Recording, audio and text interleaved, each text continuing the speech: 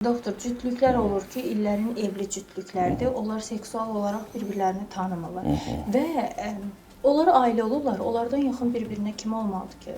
Kişi gedir, cinsi ehtiyacların barədə hər hansı bir qadınla ödür. Onun elə istəkləri var ki, onu qadından istəyə bilmir. Yəni bu arada olan məsafə nədən qaynaqlanır cütlüklər arasında? Baxın, bizim mentallığımızda bir gözəl bir namus anlayışı var. Amma nədənsə bu namus anlayışında lazımsız girinti çıxıntılarımız da var. O cümlədən qadın və kişi, məsələn, ailədirlərsə, sevib ailə qurublarsa, bunların cinsi həyatının heç kimə dəxli yoxdur, yalnız özlərinə dəxli var. Və beyinlərində mentallıq var ki, yox, mən yoldaşımla bunu eləyə bilmərəm, mən bunu gedib pul verib, bədənini pula satın qadınla eləyəcəm. Təbii qadın da bu barədə oxuyub, bunu istəyir. Kişi də buna yol vermir, ümumiyyətlə üstünü vurmur. Və əksinə, qadın deyir ki, tərbiyəli qadın heç belə şey eləyər, bunu belə öyrədilər. Cinsi savad yox, sıfır.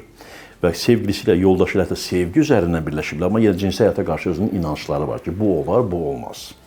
Təbii kişi də, bunu porno filmə baxır bütün kişilər. Pornografiya baxmayan kişi mən tanımıram demək olar ki.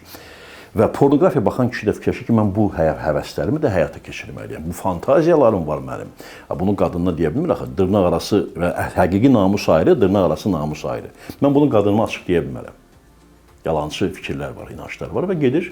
Təbii ki, bu da pozğun qadın sayını artırır. Belə şey, bazarda tələbat varsa, pozğunluğun da sayı artacaq. Pozğunluq niyə artır? Çünki ailə daxilində cinsi tələbatı tam ödəyəcək cinsi savadımız yoxdur.